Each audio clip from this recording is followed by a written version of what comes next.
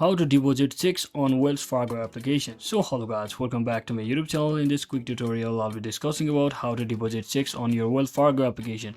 So first thing, just make sure you have successfully logged into your account, and once you successfully log into your account, just tap on this deposit section or option from the bottom navigation bar that is right next to home section.